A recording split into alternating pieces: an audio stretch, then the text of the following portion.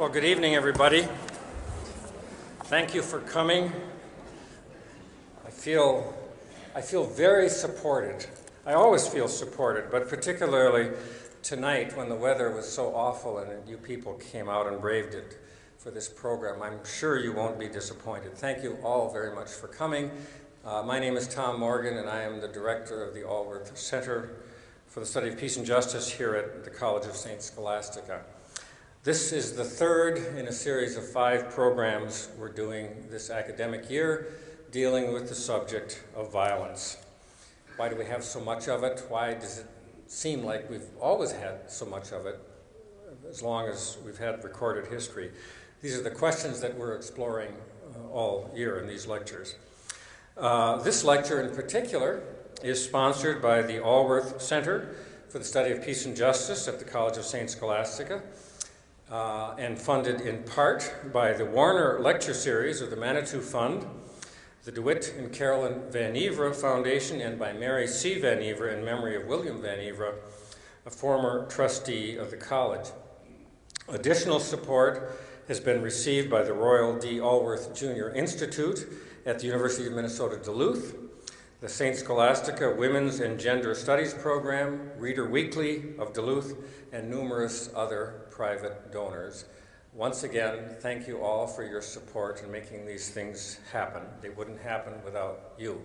And a special thanks to the Alworth family for their continuous support. And speaking of the Alworth family, that photograph behind me, I think many of you recognize, that is Martha Butler Alworth, who died a little more than 3 years ago and has been a very important person in the lives of so many people in Duluth and particularly at the College of St. Scholastica. It's my privilege now to introduce my boss, President of the College of St. Scholastica, Larry Goodwin, who's going to say a few words.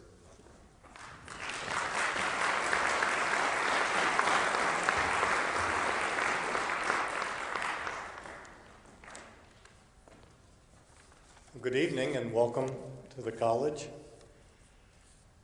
Whenever I think of Martha Alworth, I think of color, bright color. Her snow white hair, her fire engine red convertible, her sunburst yellow kitchen. Martha was a vivid presence. Martha Alworth lived a life of purpose. She was a community and a social activist and a voice for peace and justice. Martha served as one of the first lay trustees here at the College of St. Scholastica and was later named trustee emerita. She endowed the Alworth Center for the Study of Peace and Justice at the college. Martha loved Duluth and gave of herself in many ways. She was a longtime supporter and board member of the Duluth Superior Area Community Foundation, the League of Women Voters, the Junior League, the Building for Women, Grandmothers for Peace, and multiple Duluth civic and preservation committees. She valued the cultural offerings of Duluth, including the Duluth Superior Symphony Orchestra, the Duluth Playhouse, and the Marshall Performing Arts. She received the Depot Foundation Arts and Culture Lifetime Achievement Award in 2009. Martha embodied lifelong learning. She was a charter member of the University for Seniors at UMD and also took an active role in St. Scholastica's Emeritus College. She was a frequent guest at lectures in this auditorium, even when she struggled with hearing loss and had to wear special headphones. And I have to say, this would have been perfect for Martha. It's exactly what she needed. Martha loved to learn. Martha traveled extensively, pursuing her endless curiosity about the world and its people. Duluth constantly impressed her with its international residents and their perspectives, which makes all our lives richer. She understood what we want our students to understand, that all the peoples of the world are interconnected and that we all have a stake in the health of the planet and in the safety and security of everyone living on it. She was an early proponent of the Duluth Sister Cities program and a supporter of the Duluth International Peace Center, a forerunner of the Sister City movement for Duluth. Her interest in international affairs led her to establish the Royal D. Alworth Jr. Institute for International Studies at UMD to honor her husband following his death in 1987. She was passionate about electing people she thought represented her beliefs, both nationally and locally, even if it meant backing the underdog. Sometimes her candidates won, and sometimes not. Martha was not just a fair weather supporter. She always maintained her commitment to the causes and the candidates she believed in. Martha loved Lake Superior. Summer picnics with family and friends on Park Point in the North Shore were her way to celebrate this treasure in our backyard.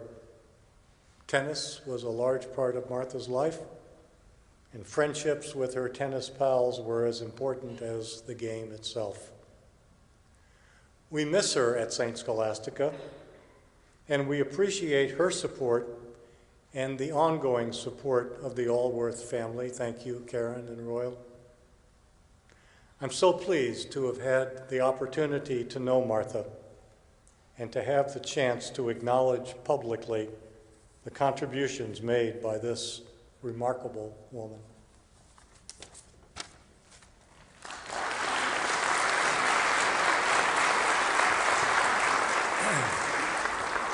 Thank you, Larry. It does seem fitting now for me to make this next announcement. I think you're all clear. This is something new we're trying for the very first time. On the screen to your right, we are displaying the text of tonight's lecture through technology called real-time captioning.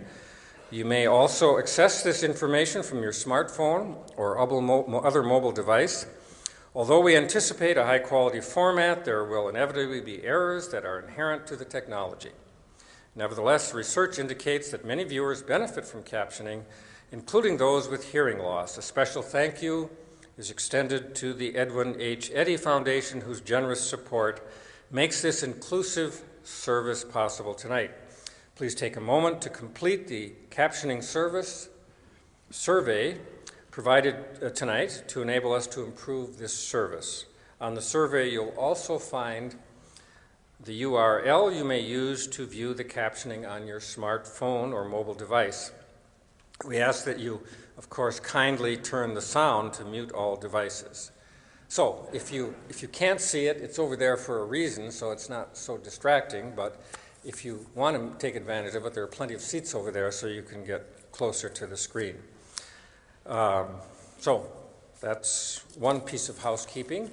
Back to regular business now. After these lectures, as you all know, we get together the following week for what we call a talkback session to chat about what we heard and process it a little bit. And this next week, the talkback session will be moderated by Beth Bartlett, who is a professor of women, gender, and sexuality studies at UMD.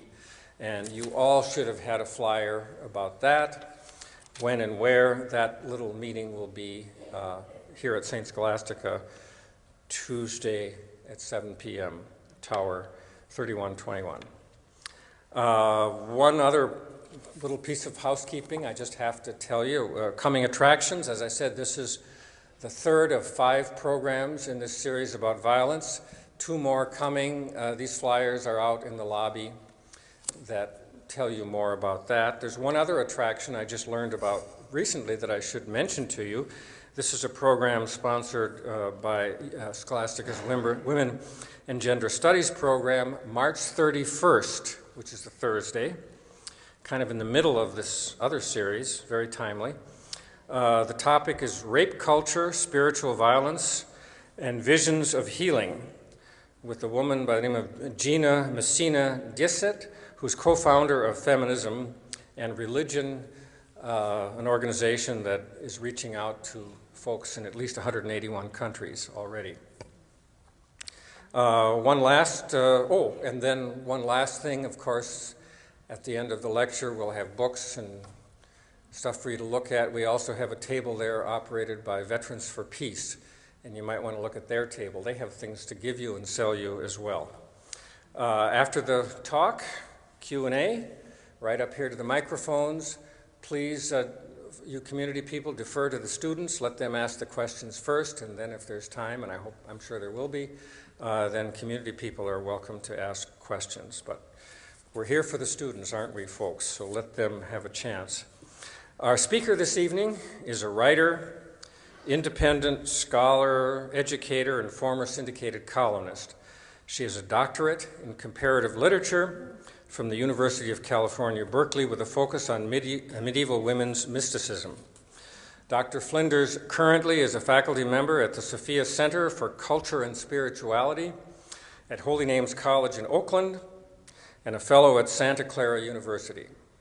She's also taught at the University of California at Berkeley, the Graduate Theological Union, and elsewhere. Her published writings cover a variety of topics, ranging from medieval Christian mysticism to vegetarian cooking to scientific research on meditation. She's a co-author of Laura's Kitchen and its later editions, which in all have sold more than 1 million copies. From 1977 through 1989, she wrote a widely syndicated column on vegetarian cooking, Notes from Laura's Kitchen. Beginning in the late 1980s, Dr. Flinders published a series of books on spirituality. The first book, The Making of a Teacher, was co-authored with her husband, Timothy. 4 years later, Dr. Flinders published Enduring Grace, Living Portraits of 7 Women Mystics, a well-received collection of spiritual portraits of Catholic mystics.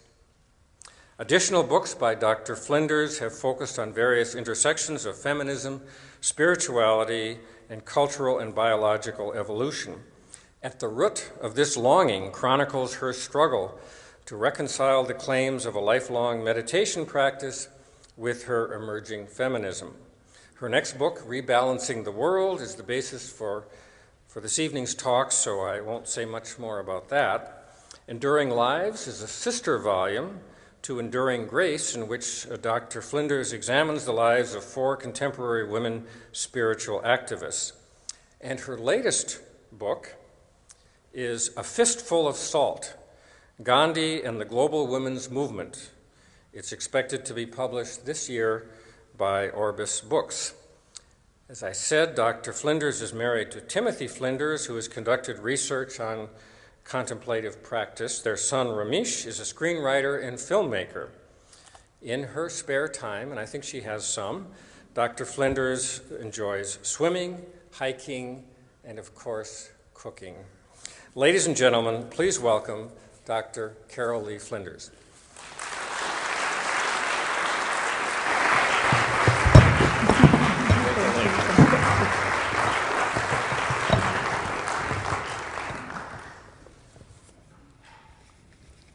Thank you so much. I'm so very grateful to be here. You have a beautiful town. And I was particularly pleased to find myself at a Benedictine college campus because it makes me feel as if, oh, I don't need that, do I? Can we? Because I might. Right. Okay. When I was a little girl, our family farm and my grandmother's family farm were in the Willamette Valley, just 2 miles from a little town called Mount Angel, where there's also a Benedictine college, founded by Benedictine sisters, probably around the same time that this one was. I used to ride over my bicycle, and my grandmother used to take me to plays and operettas on the campus because she was an alumna. She had gotten her normal school certificate from the Benedictine nuns, and she was always terribly fond of them. I didn't know about Saint Scholastica, though. I mean, in all my medieval studies, I neglected to find out who she was. So God bless Wikipedia, right? There's a marvelous little story, which maybe is completely old hat to all of you, to the effect, she's Benedict's sister, and had a little hermitage with some other women not far away from his, and he used to come over regularly, and they would talk about all things sacred. And then she was very ill, probably near her last days, and so he excused himself at the end of one of these days. He had to scurry home because, of course, the rule meant that he needed to be back in his own monastic setting. And she said, "Oh, please don't go." He says, "Oh, but I must." And she said, "Well, okay, one quick prayer." And she prayed, and immediately a horrific storm comes down, thunder and rain. See, some of you didn't know it, I didn't either. And then she looked at him again and says, "Now, you sure you won't stay?" So I love that image of a woman who can, bring down the wrath of heaven when she chooses to. Like, Shakti, So love the Benedictine sisters. Is violence inevitable? I'm here tonight. I think my job in this series is to suggest the possibility and lay it out as persuasively as I can that it may not be possible to address this question usefully or authentically without looking hard at what maleness and femaleness mean in our world, how they came to mean what they do, what they have meant in the past. In short, I'm the person who gets to introduce what a friend of mine calls the G word. I don't know how many times you've been in, maybe church, a classroom setting, or a church meeting, or a school board meeting, or maybe a preparation for an anti-war protest or something like that, and something gets said, and everybody stiffens just a little, and then somebody who's good at placating a room full of people says, "Well, let's not go into gender. It's so divisive. It's so polarizing." And so we don't. I don't want to bring down thunder and lightning, so I'm going to keep pushing that microphone away as far as I can. But I'm going to take a leaf from Gandhi, who always said that when there's something seriously wrong, you have to talk about it. But there are ways you can talk about it. And one of the principles he always advised and followed was to remember that when there are two of you and you've got a big problem between you, to recognize that no, the two of you can be in the room together, trusting and respecting one another and wanting badly to solve that problem over here that's making your life difficult. The problem's over there, the two of you are in the room together. And really, I think that's what I was trying to do in writing this book, Rebalancing the World, was to present a perspective on all of this, a way of thinking about it that allows us to be generous to one another, respectful of one another, and objective, too, to kind of put it over there a little bit so we can look at it clearly. I really appreciate it. I have watched both of the earlier lectures, and so I've got them rattling in my head, too. I really appreciated John Horgan's warm tribute to the wonderful anthropologist Margaret Mead, and his particular mention of her belief that war is not an evolutionary inevitability, it's a cultural invention, which is to say we can uninvent it if we can muster the will and the wisdom. I feel the same way about the meanings of manliness that we've inherited and of the feminine.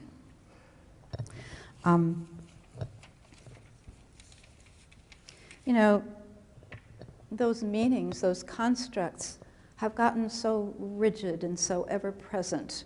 We're stuck with them in certain ways. And when you're stuck, in a story, it always helps a lot if you can come up with an alternative narrative. Okay? How much can it help? Well, it sure did help Elizabeth Cady Stanton and Matilda Jocelyn Gage and Lucretia Mott back in the middle of the 19th century. I see a couple of smiles, like maybe you know where I'm going. Historian Sally Roche Wagner came up, I'm not sure whether she came up with the question first or the question and the answer at the same time, but she raised a very important question. How did the radical suffragists come to their vision? A vision not of Band-Aid reform, but of a reconstituted world completely transformed. Whatever made them think that human harmony, based on the perfect equality of all people, with women have absolute sovereigns of their own lives, was an achievable goal.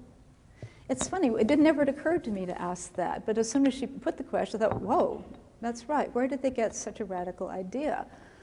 Well, remember they met at Seneca Falls. That's the great 1848. That was the great, when the Declaration of Sentiments was published and so on. They lived in the middle of Iroquois country. And in those days, this was before the reservation policy was enacted.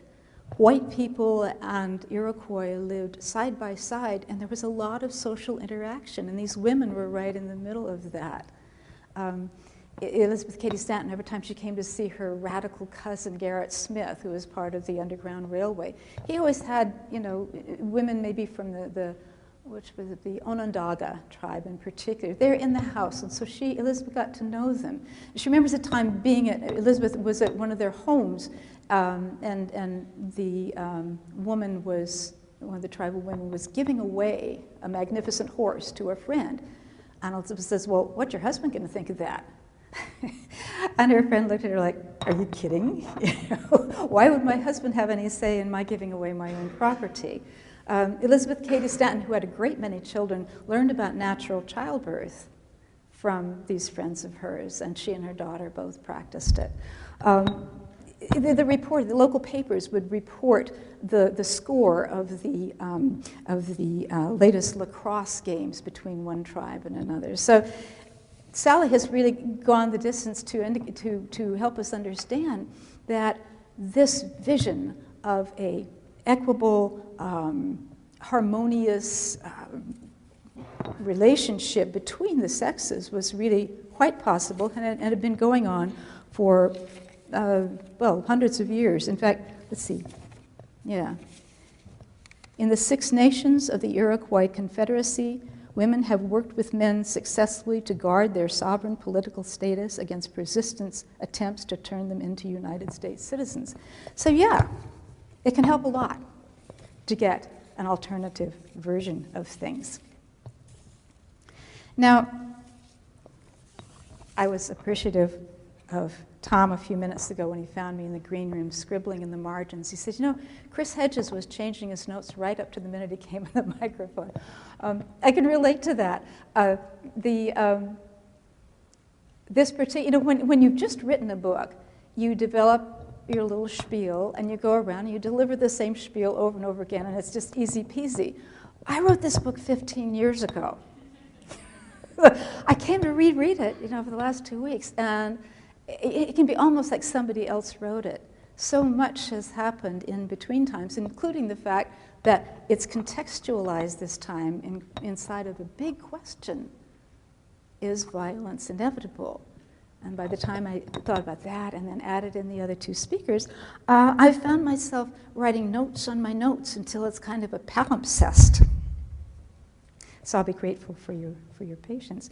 But one thing that's happened since I wrote the book quite recently, and it's placed everything I was thinking about in a new context and given it real urgency. And I'm talking about the publication, I think it was in 2012, of a book called Sex and World Peace.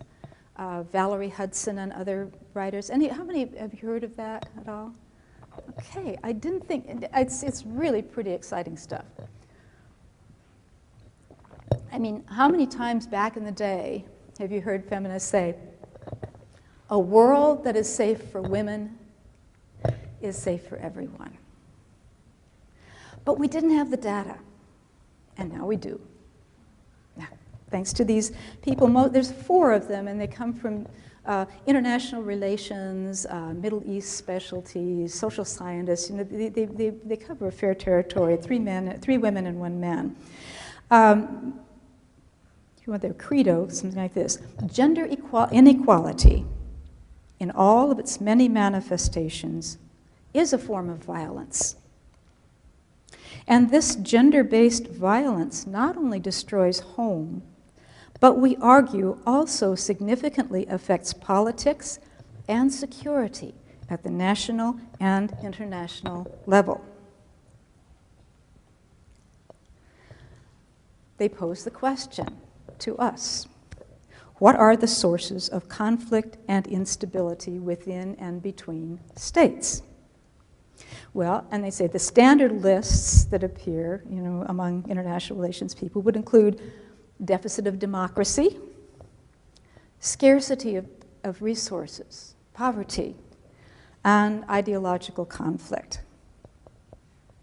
What they are demonstrating, and this is ongoing research, very exciting stuff, is that a better predictor of state peacefulness, both internally and externally, than level of democracy, level of wealth, or the prevalence of Islamic religions is the security of the women themselves within those countries. So they go through and sort of identify what, you know, because you think about what are the sources within a country that make it stable or unstable. Food security is one, right? If people are hungry, things start falling apart. Well, in sub-Saharan Africa, women perform 80% of agricultural labor. Worldwide, it's over 50%. But worldwide, women only own 2% of the land. Remuneration for cash crops is given to the men. And studies that have been done over and over again, 95% of a woman's earnings go to her family, while only 40 to 60% of a man's earnings go to his family. In agricultural societies, women are responsible to see that the women and children do not starve. 2/3 of all malnourished children in the world are female children. And in many societies, women and girl children are expected to eat less. And you heard from Adrienne Rains what the consequences of poor nutrition can be for the development of the infant brain and so forth. Okay?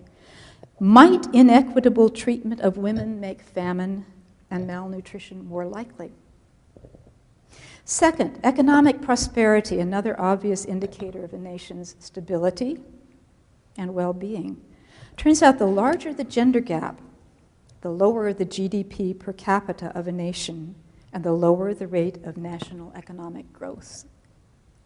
Lower investment in female education is also linked to lower national economic growth. And economic development projects with a gender component are known to be more successful than those without. Third, health.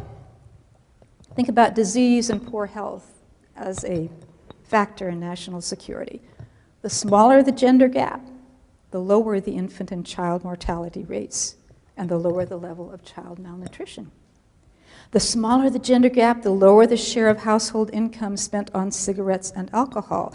The larger the gender gap, the higher the AIDS rate and the higher of infectious disease across the board. The larger the gender gap, the lower is the life expectancy for both men and women.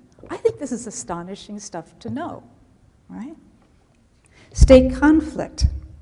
The higher the level of violence against women in a state, the more likely a nation state is to be non-compliant with international norms. The higher the level of violence against women, the worse a nation state's relationships is with neighboring countries.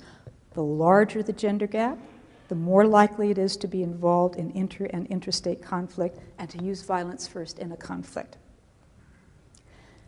Regarding governance, the larger the gender gap, the higher the levels of both perceived and actual government corruption. The lower the gender gap, the greater the level of trust in government, and the greater the degree of transparency in government. When the representation of women in the councils of humanity is higher, more attention is given to social welfare, to fighting corruption, to improving legal protection for citizens. Okay, demographics finally. When marriage is hierarchical between men and women have few rights in marriage, unsustainably high levels of population growth result. And when society makes caregiving economically irrational for women, no childcare while they work, no help on taking care of the elderly, no parental leave, then sub-replacement birth rates are the result. We're seeing that all over Europe right now. So, our authors ask the question, might one great key to the structural and physical violence we see around us in this world be the inequitable treatment of women? If we concentrated more on mitigating male dominance hierarchies and less on the neoliberal project of exporting democracy or free market capitalism, would we have a better chance of achieving sustainable development and good governance and lower levels of poverty, disease, and conflict? Well, Kofi Annan thinks so. He said in 2006, when he was UN Secretary General, the world is starting to grasp that there is no policy more effective in promoting development, health, and education than the empowerment of women and girls. And I would venture that no policy is more important in preventing conflict or achieving reconciliation after a conflict has ended. This is terrific news. I mean, I know that's a very dark picture we've looked at, but to realize how consistent the data is, it's like seeing that there's this tremendous resource hidden in plain sight. There's this point of entry, this point of leverage that we could work. I found myself as pleased by it, in a sense, as by the news coming out of France, the 4 parts per thousand and the carbon capture.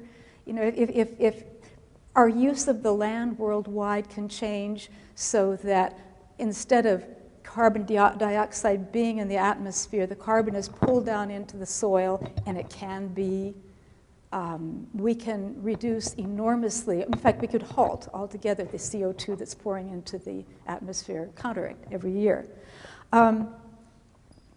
This resource has a face, a beautiful face.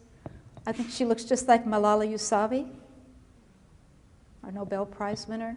It also looks like a beautiful young Somalian girl whose name I think is Nitsa, whose picture I saw the other day. She's 14 years old, beautiful child. She's got a baby on her hip, like so many women, mothers do around the world. But she's got a gleam in her eye too, because there's an NGO in her neighborhood that's making sure she gets to school every day. And Nitsa knows that her daughter is going to have a very different life. She's not going to be married at 12 years old. So there's lovely hope in this picture. So clearly, we do need to talk about gender. But my desire is to offer perspective that will make it possible and even hopeful. Okay. I had been struggling myself with that question, is violence inevitable, after writing the book, At the Root of This Longing. Along with reconciling my spiritual hunger and my feminist thirst, I had been looking hard at violence against women and trying to square it, trying to make sense of it, because I was myself so privileged to live with such marvelous men. It didn't make sense to me. I knew the biological determinism and all that. Then things came into sharp focus in the spring of 1999. I was driving one of those, remember those yellow Volvo station wagons that were the color of traffic signs? A lot of us had them in the 90s because they were such big school bus safe things to haul your kids around. Well, I had a car full of teenage boys that I was driving up to Lake County for a tennis tournament. And I'm sure that U2 was on the radio, and they were all having such a good time, and I was enjoying them so much. And the broadcast then was interrupted by a news flash from Littleton, Colorado. That was the morning of the Columbine shooting outside of Littleton. And we're hearing about that again right now because Dylan Klebold's mother has written a memoir in the hope of helping other parents never to have to go through what her family did. The next morning, and I mean, the guys went off and played tennis, and I sat there kind of huddled by the radio trying to make sense of what was going on. And the next morning, I remember someone from Littleton was interviewed, and she spoke of this terrific, horrific event, saying, "It just speaks to the stunning erosion of our social matrix." And that phrase really, it seemed to me she had captured something with that phrase. Yeah, the stunning erosion. Because just a few years earlier, at the root of this longing was the fact in my own life of 3 beautiful young women, 2 of whom I had known. One was a student, one was a childhood friend, and then the third was a little girl in our town of Petaluma, and you know who I'm talking about, were all destroyed in acts that seemed like pure evil and that did seem to signal a stunning erosion of something. That was the first of our numbing succession of school shootings. The word matrix itself, you know, I'm a word freak, complete, what can I say? It has a fascinating range of meanings: matrix, mater, mother, material, and so forth. It can mean the womb. I think it can also refer to the placenta. It's a medium on which things can grow and live. In archaeology, it's the sediment surrounding the fossil you're trying to dig out. It's intracellular material. It's that which holds everything together.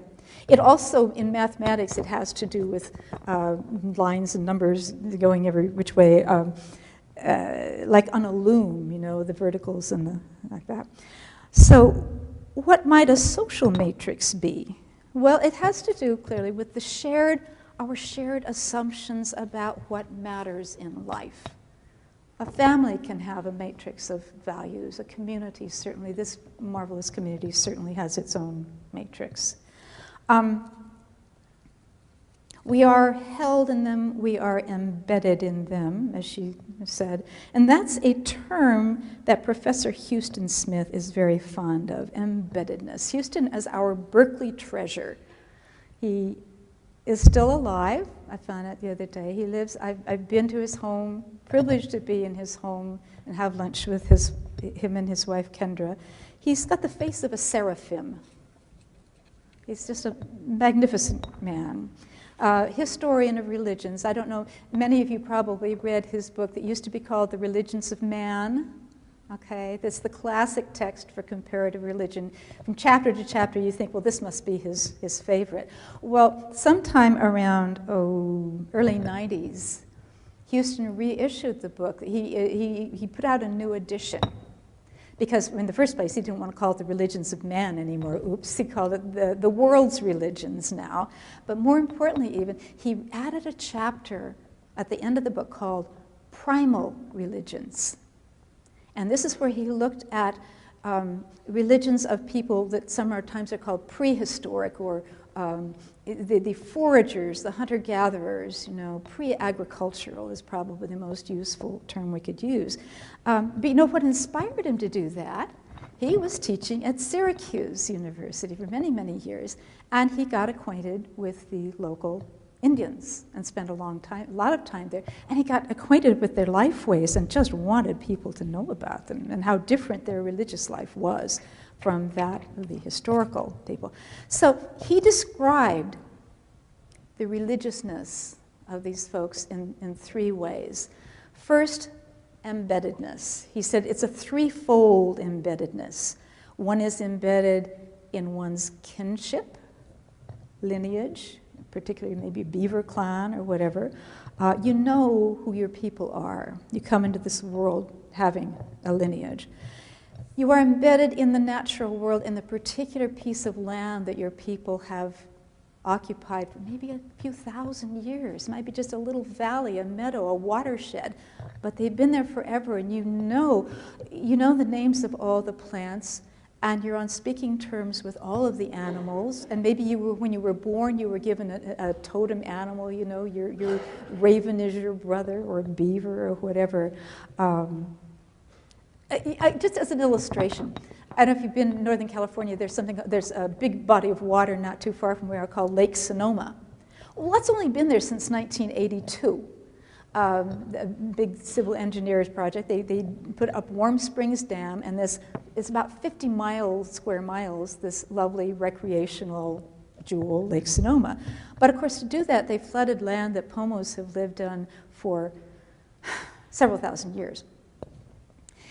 Every year after that, and I don't know if the men are still alive, but for certainly 20 years after that, every year during the festival seasons, they would bring folding chairs up to a hillside that overlooked the valley. And they would just sit there all day, silently looking out across the valley, reconnecting, because it's their mother. And the third form of embeddedness is, as he says, within kind of within spirit. And he tries it just specifically as a cosmic womb enclosing everything else. There's this sense that, gorgeous as the material world is, it's a window onto a deeper reality, and our job in life is to be looking hard enough and listening hard enough to be drawn to that. Okay, a symbolic mentality goes with that. The third, the most important, to my thought, of the important features of these people is, as Houston puts it, a muted character of distinctions that in the historic religions explode into opposites. A muted character of distinctions like the distinction between animal and human, light and dark, good and evil, man and woman. Well, I was intrigued and realized I knew nothing about the Pomos and the Miwoks and the Ohlone that lived near me. So I just holed up for the next year or so, reading everything I could about them, and just in generally about reading all the great cultural anthropologists I could get my hands on, wanting to get a better sense of what he was talking about. It was a kind of enchantment. It was a marvelous, marvelous time. The practitioners of these religions are or were, and most of these cultures are gone, if not on their way out, are people who lived in small bands. They foraged for their food, and they were itinerant. Okay? And the values that they held, the matrix of values that they held, crisscrossing, supporting life, reflected those conditions. In other words, they were adaptive to a particular way of being in the world. I came to call them the values of belonging because they seem to me to have everything to do with what happens when you stand in front of, you all have your own, you have this gorgeous lake right in front of you, but you all have a place like that for yourselves, I'm sure, where you stand there and you look around and say, I belong here. Every bit of me belongs here. Well, imagine the difference between that and getting up one morning and looking at the same place and say, this belongs to me. Everything flows from that. Right? The values of belonging have to do, for example, with an empathetic relationship to animals. When the Inuits kill a seal, they will pour fresh water into his mouth to send him off on his journey. A sense of custodial restraint, a sense of deliberateness in everything you do. Time is cyclical, not linear. There's a movie, I hope many of you will see if you haven't seen it, several years ago, about the Inuits called Fast Runner. And there's one moment when you see a granny and her granddaughter sitting just intimately connected with one another. And the granny says to the little girl, little mother, I'm so glad you've come back. I waited so long for you. It's her mother, she's quite certain, come back as her granddaughter. There's just this marvelous recycling of ourselves over and over. A sense of balance, generosity. Look, if you're walking around all day long, there's no point accumulating things. You can't carry them all. So what anthropologists have found when they visit, say the Kalahari San, for example, you might, in gratitude, give somebody a jackknife or a magnifying glass. And you think, this is such a treasure, they're really going to hold on to it. But no, the fun that the people have is giving it on to the next person, and the next person, the next person. This is a gifting kind of culture, not one of acquisitiveness. Egalitarianism and inclusiveness. Indigenous people respect and treasure the wisdom of old age, but they do not like authority structures. They don't like authorities. Each of them is kind of their own expert on everything going on. Profound interdependence among themselves, because they know, you might bring down an antelope today, but then you might not be able to have, that might not happen to you for another year. So you really are dependent on one another's generosity. The big one, though, is what I guess I call mutuality, the willingness and ability to see yourself in the people around you. Right? Gender mutuality in particular. When little girls have their first period, chances are very good from one culture to the next, there's going to be some kind of ceremony honoring. And this is exquisitely developed, for example, among the Navajo. But something to acknowledge that she's just made this tremendous threshold, and that's important to everybody in the band, in the community, and they will honor her because they believe, I know among the Indians where we are, it's just that sense that the God, the spirit is born, spider woman, healing woman is coming back through that little girl. The women in these cultures are very self-reliant. They don't actually have to have a man in their lives. 70% and more of the food is supplied by women and children gathering. So this kind of lets the men off the hook too. They know that they might not be successful in the hunt, but they're not going to go hungry that night. So yeah, women had public, active lives with a say in things. Oh yeah, here's the good. It turns out when you're walking around, like in the Kalahari, the sub-Saharan desert, the Kalaharis, or in Australia, there are no weaning foods. So babies nurse for up to 4 years. And that's their primary source of nutrition, because you can't give a little kid, a big old root to gnaw and so forth. So they're nursing for such a long time that the mother doesn't have another baby right away. That baby stays on her hip or walking along beside her and gradually absorbs everything she knows about that piece of land where they are and about the critters and so forth. Babies are enormously secure because of that. So, okay, there's that. Openness to spirit. There's an affinity for alternative modes of knowing, intuition, your eyes, your sense of smell, of hearing, and so forth. Playfulness, because life is short. And a genius for nonviolent conflict resolution. Gregory Bateson spent, Margaret Mead's husband, and pretty famous in his own right, spent a lot of time in Bali and wrote about it. And he came very charmed with the way that conflict is kept to a minimum there. And one way he said is that things are kept in continuous motion. They're almost would appear to be wasteful of food and resources because they're continually planning these marvelous ceremonial events, and they have to have people bringing flowers, and they have musicians and dancers and so forth. There's always something going on. But he says after a while you realize it's like, when you see a ballerina on point, and they look like they're perfectly still, there's hundreds of muscle groups active to keep them poised that way.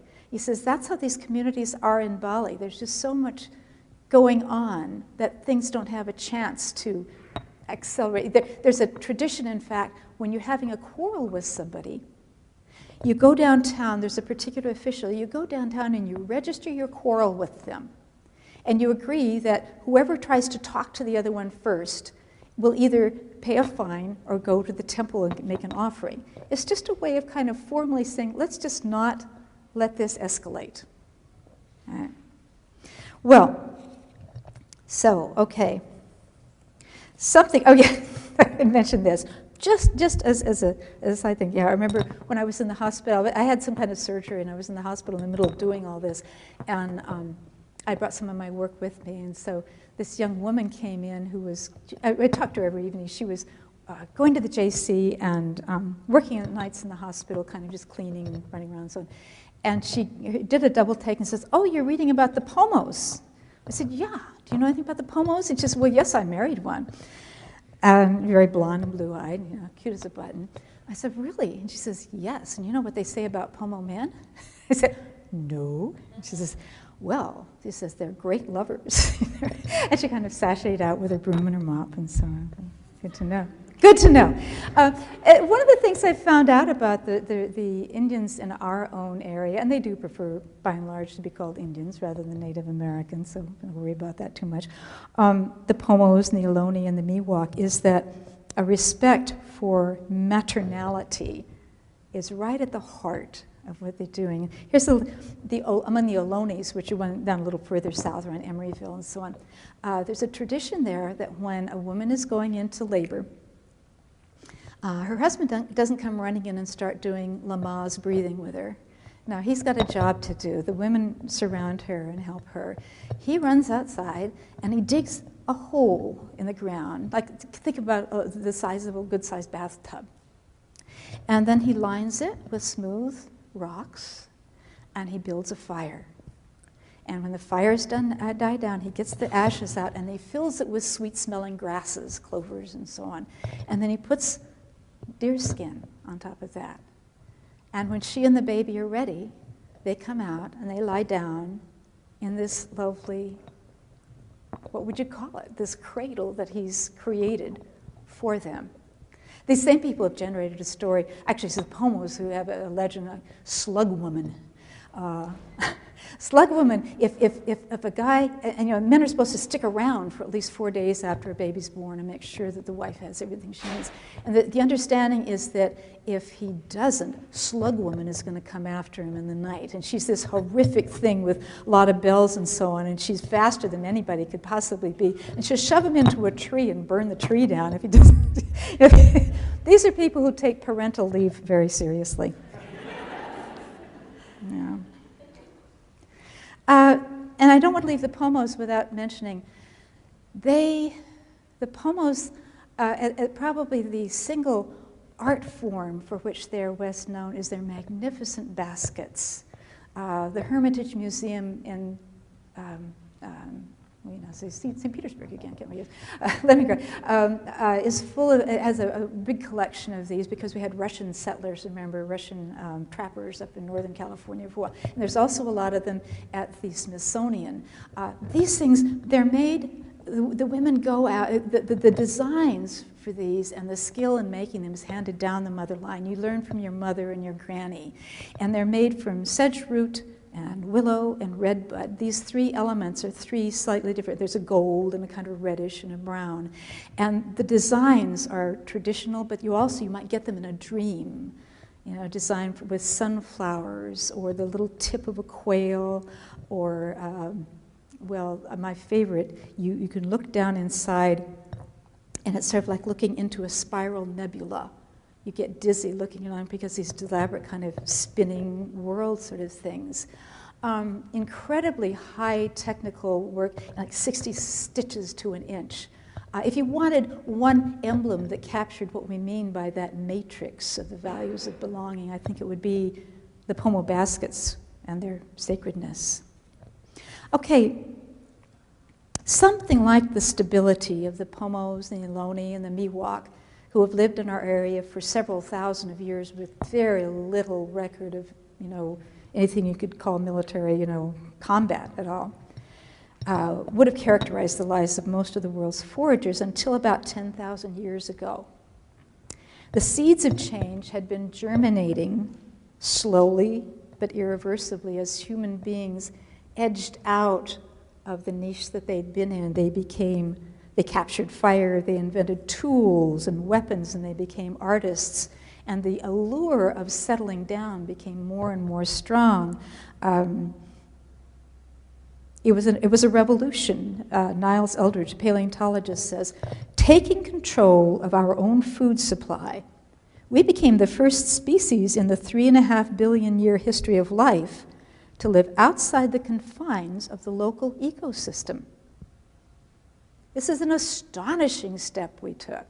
It changed everything.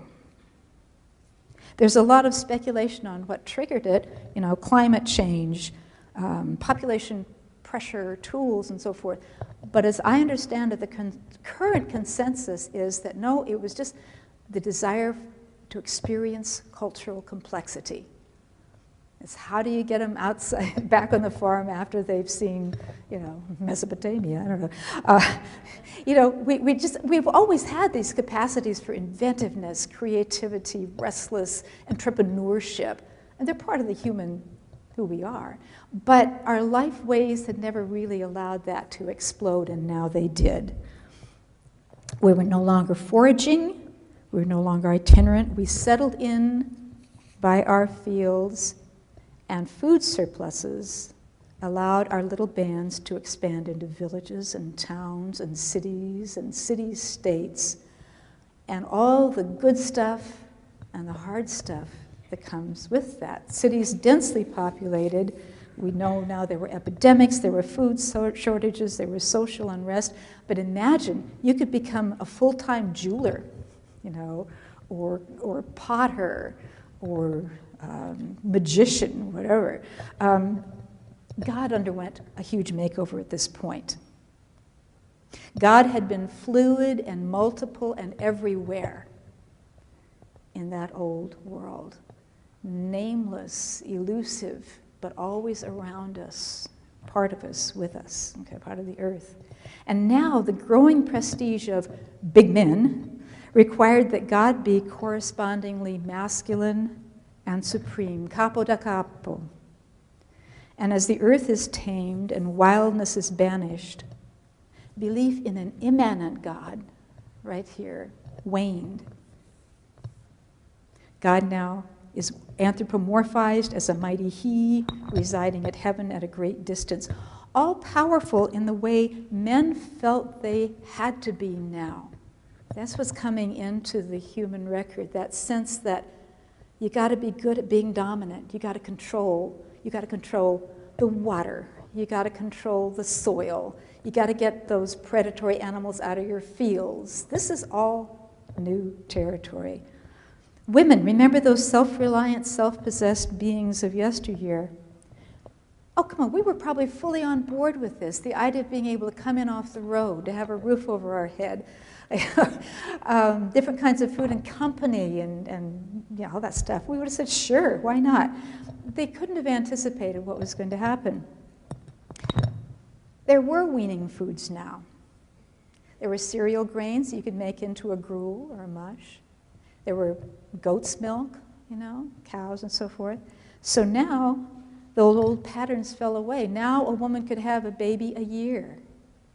It's a raw deal for the babies and for the moms, but it's great for business because now these big men needed people to work the fields and to be soldiers. So the whole sense then of what a woman's life was about was very different. This is what Gerda Lerner meant when she talked about the commodification of women's, these technical words, the commodification of women's reproductivity and sexuality. It would have been the most natural thing in the world now for a man who'd built a corral for his livestock and a house and a courtyard to keep his family in, for his gaze to look around and count them as kind of pretty much the same things, right? What we haven't adequately realized, and I think maybe that's the biggest, the most important thing we got to figure out, is that even as women were enclosed in what must have felt like a prison, men were too. It can look real flashy from the outside, but I think they were shut off from something, call it the social matrix, from the vibrant, radiant glories of those values of belonging, which everybody lived in common, where you were glimpsing the supernatural, in the brooks and the trees and the stones and so forth. Because along with agriculture, there's this fascinating unholy alliance between the inventiveness and the joyous creativity, of the agricultural revolution and everything that comes afterwards, but also with that need to control, that sense that you're in charge now, and you got to make sure there's enough to feed everybody, and you're going to have to go and fight with those guys two watersheds down because they're going to come and take your land and so on. Life gets very serious now. It's no longer a whole lot of fun, or you tell yourself you're having fun doing stuff that maybe isn't meeting your deepest needs. So directly then, now instead of the values of belonging, we shift over. Every one of those values is displaced by its opposite. Instead of an empathic receptivity towards earth and animal and other kin and so forth, there is that felt imperative to exert your will over them, to dictate, this is a weed and that's a crop. This is a friend, that's a foe. So many decisions. Mutuality and reciprocity give way to competitiveness. And soon enough, that meme enters the world that sociologists and a lot of us will call othering. You know, where, and it's also called subspeciating, where my need to displace someone else is so great that I decide he's not fully human, or she's not fully human. We dehumanize someone in order to do what we like with them. And again, that desperate need to control. Secrecy is okay now, keeping secrets, because knowledge is power. Hey, we can store stuff now. We're not having to carry it around. We can have prestige goods and so forth. So acquisitiveness becomes okay. Hierarchy, elaborate authority structures, yep. There's no time for playfulness now. Real men don't goof around. Yeah. Aggressiveness becomes a lamentable but necessary part of life. And so is the willingness to commit violence in defense of all of our stuff. There's no more sense now of that enveloping womb of spirit, but rather a kind of abstractedness and disconnection from the natural world. Enterprise cultures, I should say, I did not call this new set of values the values of dominance or wickedness. I call them enterprise values because I want to capture that sense that when they first came along, it was like a baby's first step. And there's going to be part of that. We're all part of that. We still carry around that marvelous sense of creativity. But that term, I think, captures the acceleration, the open-endedness of it. So, what became then of the constellation of values that had held us fast as we became human beings? There's really no place for the values of belonging in commerce, government, military, or even in the state religions that were emerging now. But they couldn't have vanished altogether because they're us. And so you'd think, why couldn't we have figured out a way to reconcile them and integrate them so that each of us acknowledged that there's a little bit of the enterpriser in all of us and that there's a lot of the belonging in all of us and so on. It was a terrible dilemma, and how did we handle it? We sidestepped, I think. We punted, we finessed. Instead of accomplishing that integration, we made a kind of cultural decision that, roughly speaking, the values of belonging would be the values of women, and the values of men would be the values of enterprise. I have to tell you, I regret the subtitle of the paperback of this book. It's called Why Women Belong and Men Compete. I was stuck with an editor, and it's the only time in my life. I've always had wonderful editors. This particular editor just swooped in from New York into Harper San Francisco, and she wanted a book about women's values versus men's values. And she thought that was what my proposal said. I kept saying, no, Liz, no, it's really not. So the subtitle comes from her. What I was trying to say, obviously, is something I think is a lot subtler, having to do with the values of belonging and the values of enterprise. When the here's what I was hoping that she would get. When the ethos of belonging came up against the ethos of enterprise, contradictions occurred at almost every salient point. Rather like a tectonic plate, too massive and too real to simply crumble or vanish, the old one slid beneath the new. Ever seen those tectonic plate things in geology? And women slid with it. That was the solution. Jury built and held. Women would carry the values central to the constellation of belonging. They're in the home, right? Because, I mean, if you're going to preserve babies and so on, you've got to have some of those values. Men would build a civilization on the basis of the values of enterprise. That shouldn't really have held, because there's as much of a desire to be connective and intuitive and playful in you as there is a desire to be ambitious and inventive and so on in me. These are the human needs. And yet for a long, long while, those are the messages we have been received. You know, you shouldn't be playful, I shouldn't be ambitious. We can trace a direct lineage from the laws of Assyria that reflect all this and govern the treatment of women and female slaves, and those are horrific documents, by the way. We can connect those to a chart that a friend of mine handed me that was displayed, sometime late in the, probably around 1990, on the wall of a kindergarten class. She went to her child's, parents' night. This is a progressive U.S. public school in an Eastern academic community. And here, there are lists on the wall. Here are the girls' awards, and here are the boys' awards.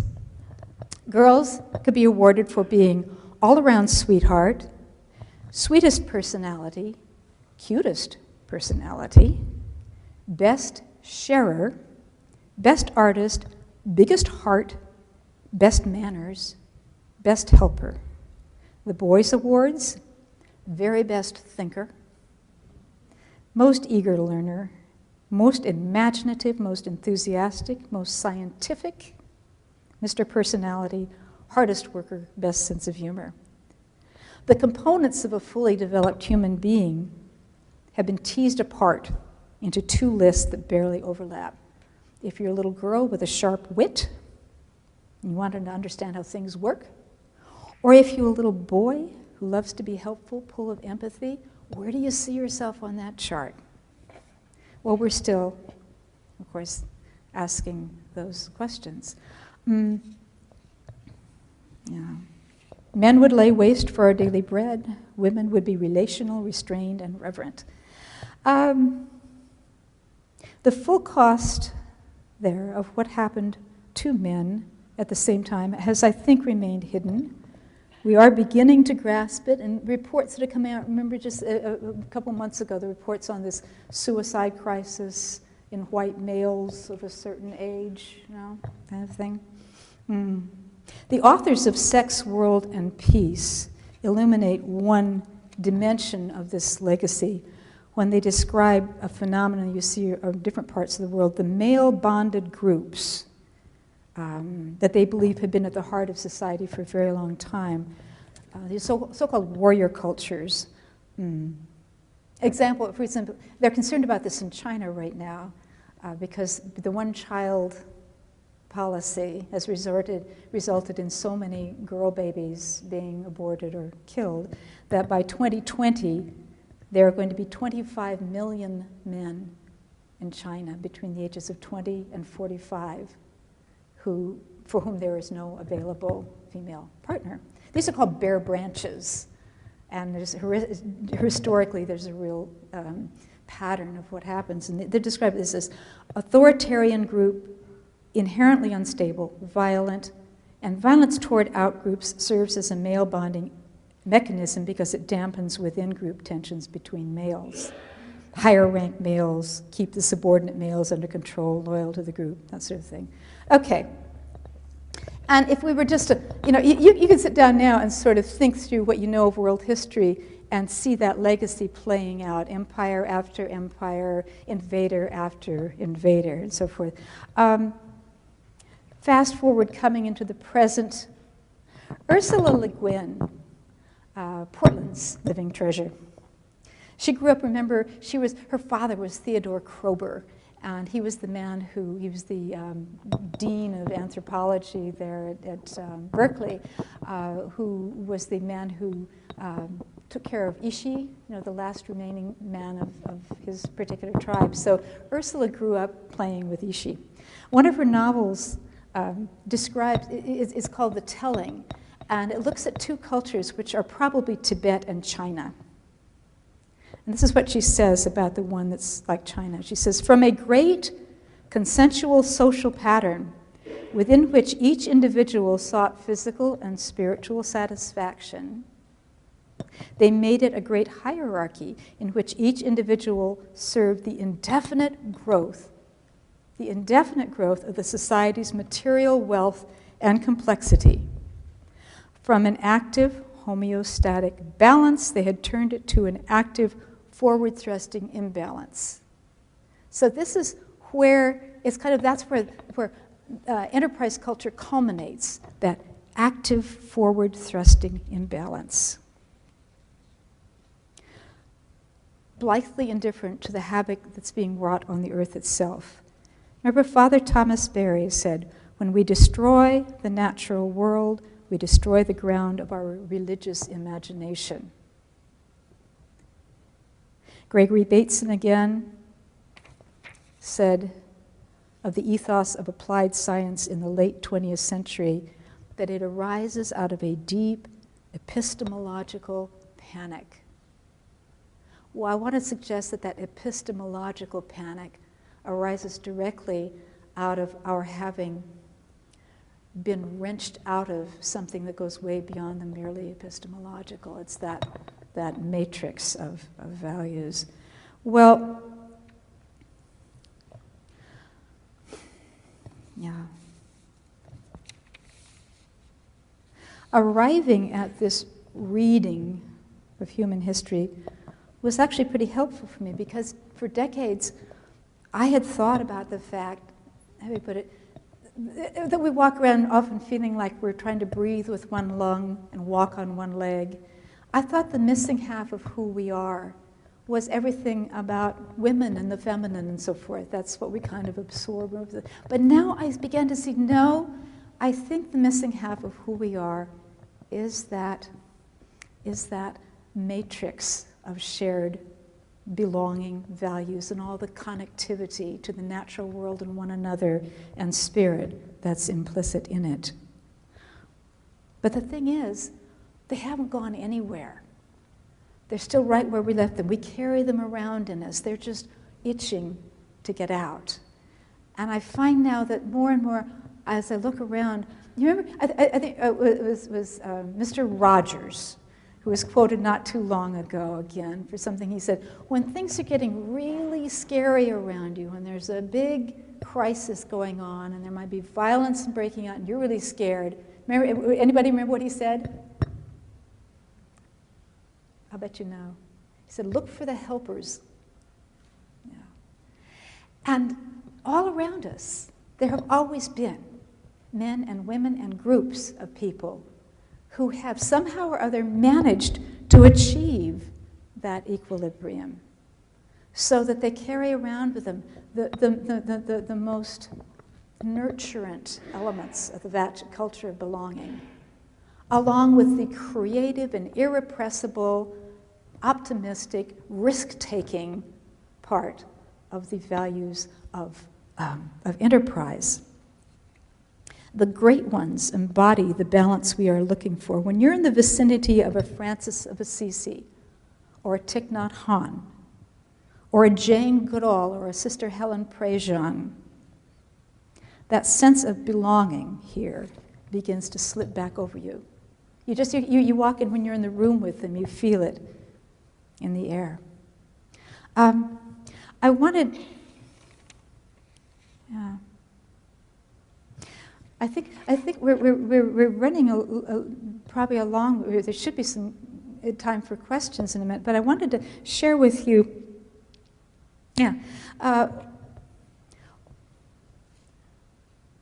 one of the symptoms that this idea of the culmination of enterprise culture came out to me very strongly the other day. There's an article in the New York Review of Books. It's a review article. I think it's called "We Are Hopelessly Hooked."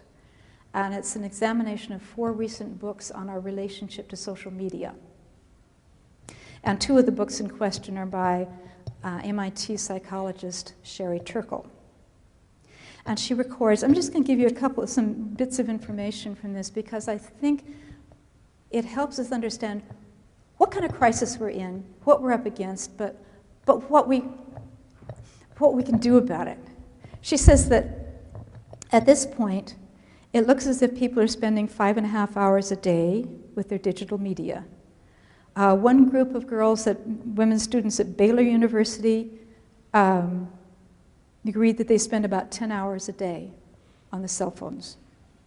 We check our phones 221 times a day. That's every 4.5 minutes. What she is seeing, she is a psychologist herself, and she's interviewed a whole lot of teachers and a whole lot of other therapists and parents, is what she fears she's seeing as a failure of young people to develop fully independent selves, that they are losing the ability to empathize. Genuine solitude, when you're without your devices, allows you to experience yourself so you can reach out and experience other people and their selfness. Teachers are reporting their young students are not able to establish eye contact with their teacher, with one another. They can't read body language. I mean, this is your basic primal religions territory. That's how we relate to one another. I can look at you and see, how you're feeling. Social media spares us the awkwardness of unmediated human relationships. And of course, the things that come with that, online harassment and so forth. There is a new science, which I did not know about, and there's a whole, at my alma mater, Stanford, there's a whole institute devoted to this now. How many of you heard of the science of captology? Yeah. There's an acronym here, Computers as Persuasive Technology. You can get your degree in captology now, meaning you can figure out what the best ways are to capture somebody's attention with one of these devices. Well, okay, so we're in pretty scary territory. But I do want to close this on as positive a note as possible and say we're also seeing people pushing back against this and trying to figure out how to recapture their own capacity for attention and for being able to relate to the people in the room with them. I think rediscovery of meditation in various forms and prayer may be the ultimate wormhole back to that place of sanctity. Coming back finally to that question that brings us all together, is violence inevitable? I would suggest it is, to the extent that we buy into an unqualified embrace of the values of enterprise. Socially sanctioned violence is a cultural invention, to use Margaret Mead's phrase, but it is so intimately related to that pesky meme of dominance and control, we have to look at that too, right? How many times have you seen in movies and TV and so forth, the hero says, because it's obligatory, I've got this under control. Nobody has anything under control. If we can allow ourselves to realize that about ourselves and the people we love, imagine what will come from that. I think that's all I want to say now. I think I've said way too much. And I would love to have your own questions and responses and observations. So.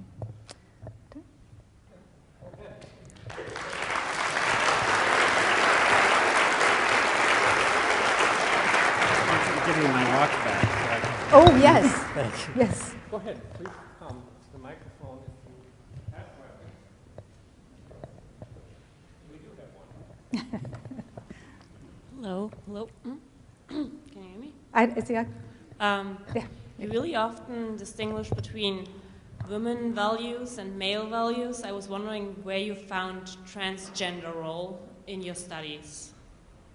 Or was there something like transgender? Say it again. Oh. Where do you see the values then, or where do you see the role of transgender personalities in your studies? Yeah. Do you know, well, where I come from, the Indians in California have a term twin spirit, two-spirited people, and they treasure those people who, don't fall into the more obvious traditional, they feel that these people have a special route into spirit. And they're just very, very inclusive and respectful of, across the board's difference. So I think maybe one of the more positive things I'm seeing right now, and it's just happened maybe in the last couple of years, is a deepening interest and understanding of, for example, the transgender. I just watched the second season of Transparent, and I find it enthralling what that has opened up, to ordinary Americans who start thinking about realities that they haven't before.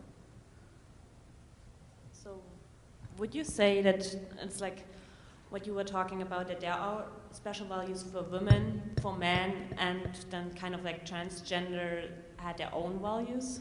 No, what I'm trying to say is exactly that there isn't a set of men's values and women's values. And we've been sold a bill of goods, we've been asked to think that there are.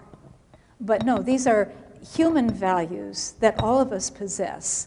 And we shouldn't have to feel we're cut up in the middle and have to honor one at the expense of the other.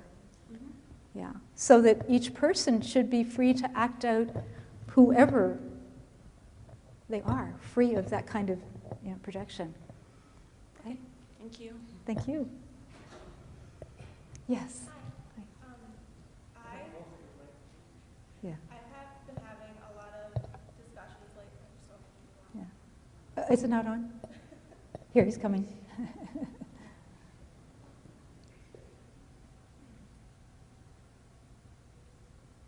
Thank you.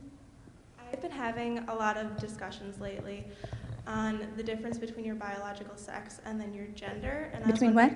Between the differences between your biological sex and your gender, and I was wondering what your thoughts on that were. Yeah. Well, I only learned last week because I'm not on a campus right now, and heard that how widespread the colleges are giving people the option of calling them he or she or they, for example. And I think that's fascinating and very positive because it gives people the leeway to experiment and act out and try on what it feels like, for example, to go around, being a man, being a woman, and so forth. I think it's all to the good. Yeah. Thank you. Mm-hmm.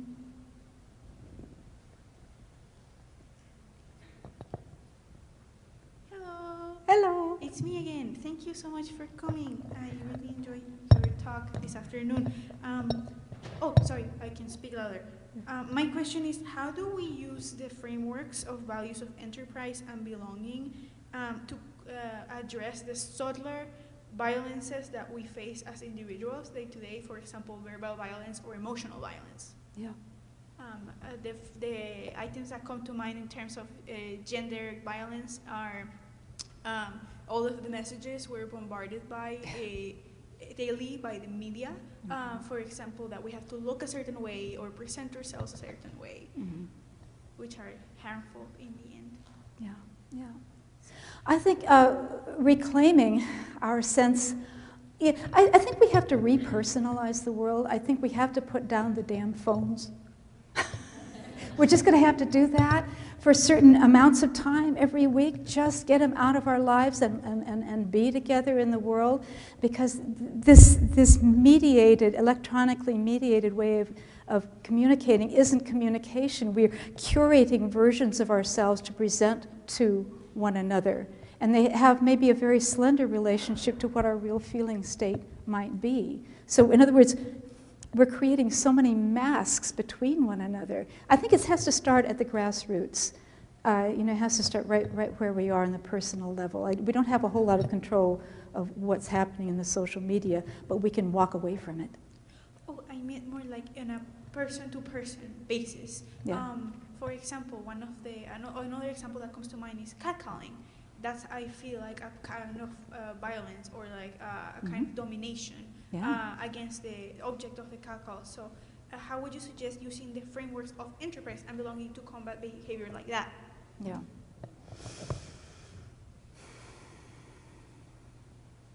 Well, you don't go from there to there. I mean, there's a whole lot in between, I think. Yeah.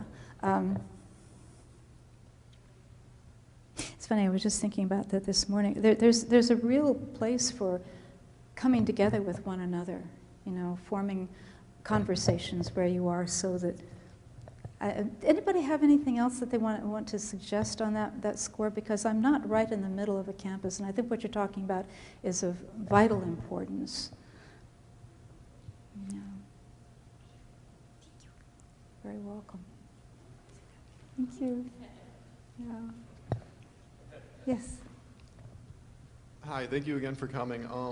My question has to do with like our education system, and do you feel that there is a place or a role for gender-only classes, such as male or female, or even gender-only schools in the education system of modern society? That's a really interesting question, and my husband has dealt with that a lot, thought about that a lot. He was one of the people in the early 90s who worked, he wrote a book called Power and Promise. He was in elementary school, he taught gifted kids from 6th to 8th grade, and he observed this rapid falling off of self-esteem in little girls as they approached puberty. And at first he thought it was just him as a teacher. He says, I'm just not very good with girls at that age. And then he got hooked up with the AAUW and a couple of other groups. And he started finding out that there's this whole thing that happens to young girls in this culture, kind of the opposite of getting celebrated and so forth. So he was very tempted with the idea of separate classrooms. I mean, it's girls can do awfully well when they're, you know, and if you go through high school and college, there's real patterns of women being able to get established in leadership patterns. It's very intriguing. But there's a lot to be said against it as well. That men and women, boys and girls need to be socialized together. I think, I like, the model I like to see was, there was a couple of Catholic high schools, boys and girls that were side by side on the same campus up in Santa Rosa. And so they went to some classes together and some not. And I honestly think that's really pretty neat because it gives them the experience that, you know, of you know, that extremely hormonal time in your life to be, and it's nice for the boys too, not the distraction, you know, is horrific for them. So I think I'd like to see something that was, recognize the values of both those patterns. Thank you very much. Thank you.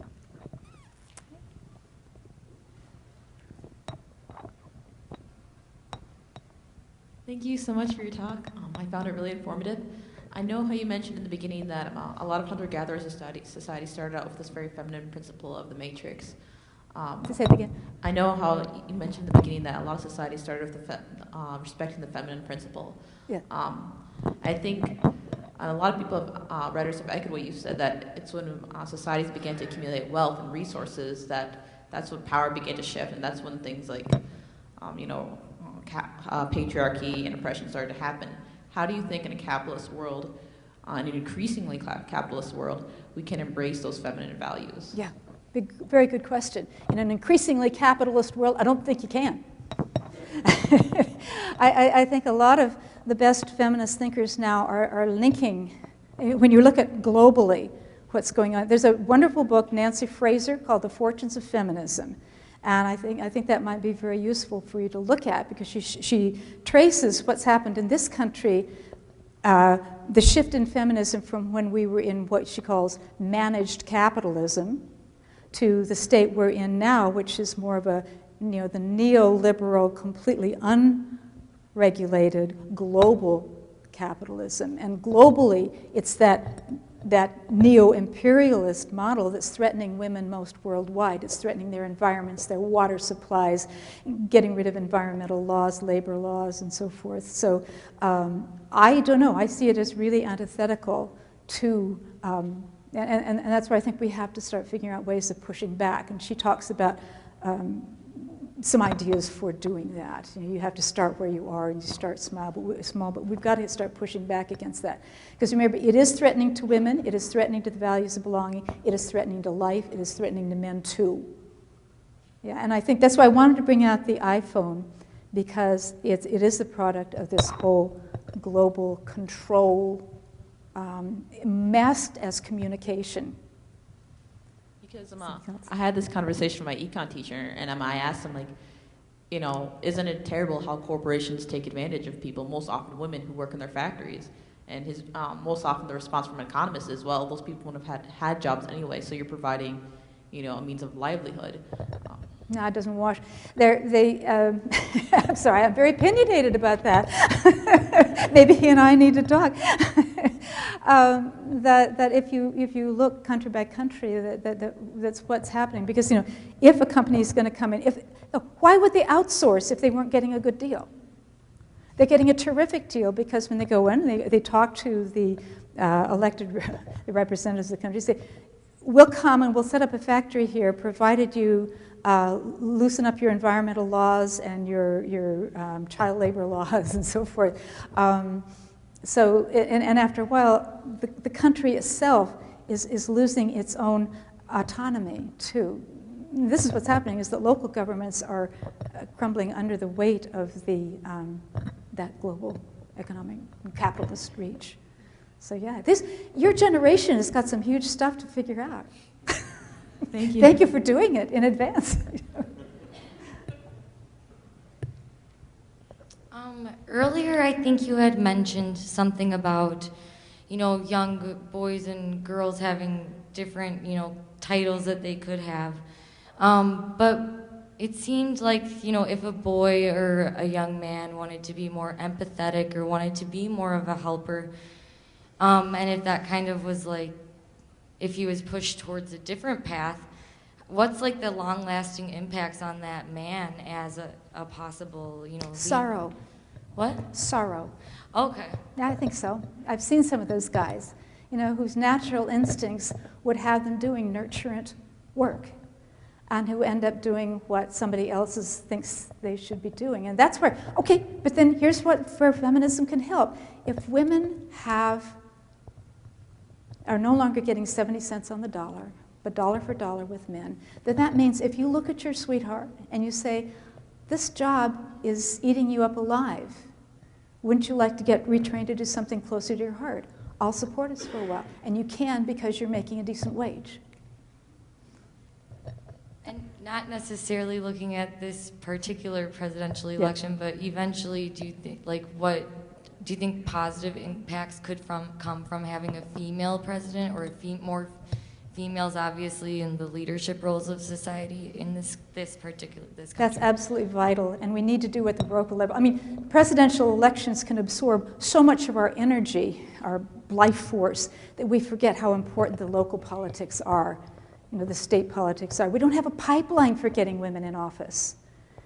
And there are reasons for that. I was just running through some the other day. Women don't have the money to stop working so that they can run for office. They don't have the higher pay that would let them do that. And there's this within the establishment of both parties. There's a long-standing understanding of who is going to take office and so on. So it's hard for them to break into that as well. But you're right. You heard what I was saying at the beginning, those statistics from the book Sex and World Peace.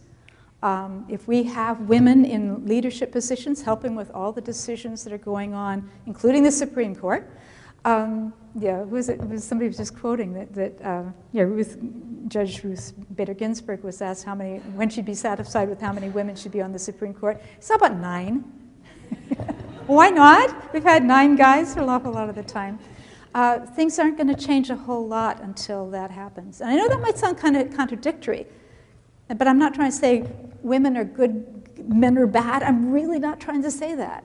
But women have been able to live closer to those values, live out those values of belonging for such a long time that there's a kind of instinctive, intuitive sort of, let's slow down. They're not risk takers. That's just one thing that comes up in stability of governments where women are in leadership. Women aren't as likely to take the kind of risks that plummets a company or a country off a cliff.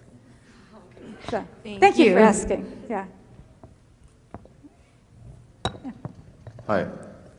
So earlier you spoke about, I enjoyed how you spoke about how spirituality is kind of a way to access both parts of being a human, as you spoke about, and not having to choose either Yeah, well, as I said. How would you say in my era of peers and in my era and among my peers with the decreasing, what seems to be the decreasing interest in religion or spirituality, how would we as in my age group or younger be able to still access those sort of being able to access both sides of what it means to be a human? Yeah, how do you access the spiritual core of yourself when you're alienated from the apparent religious options around you? Right? Is that part of what you're saying? Yeah. The big one. Or I mean, with religion or spirituality not being of focus anymore, how would one my age or younger be able to access sort of something more than just these systems that are constructed socially? In my experience of being a young person once who was like that, and in watching, I have a son also, it's one of those things that it just starts within you, and it's your own journey. And once you really single that out as something that's going to matter to you intensely, pretty soon it's all you can think about, is finding an authentic source, a support, a practice, or even just individuals to hang out with who model the kind of equilibrium and depth that you're looking for. And you'll find your way. But it's absolutely, it's not something you can have a class about. I think it's just, you're just going to suddenly get antenna, and that's all you can think about. And it's such a gift to your friends when that happens, too. I've seen that happen. Whole groups get pulled along, so good luck to you. We have time for just a couple more. Go ahead. Hi, thank you for coming to St. Scholastica. I wanted to give my 2 cents. I went to an all-girls private high school. Oh, good, okay. And I think it was probably one of the most important experiences I'll ever have in terms of being able to come here and do well here and further in life, hopefully. And so I have a question. How do you suggest we as students sort of initiate this conversation of belonging among our peers, if that makes sense?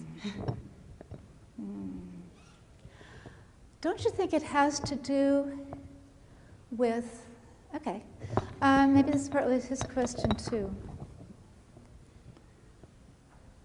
There's a certain, once you get pretty committed, you get a strong sense that you know a direction you want things to start going, you'll find yourself getting, and this is the value of belonging, very deliberate and very slow to react, and that you're listening more carefully, and that the quality of your listening helps other people stop in the middle of a sentence and hear themselves differently. I think that's kind of where it starts. It starts with a deep personal conviction, a sense of, and then that just starts changing the way you interact with the people around you, and that becomes, in itself, a little point of revolution. That's where it starts. So you're doing it. Thank you. Time for one more. There is one more. Hi. We spoke earlier. Thank you. Thank you for being here. I want to respond to one of the students' comments. She mentioned briefly about Trump and literally all the violence that we see every day.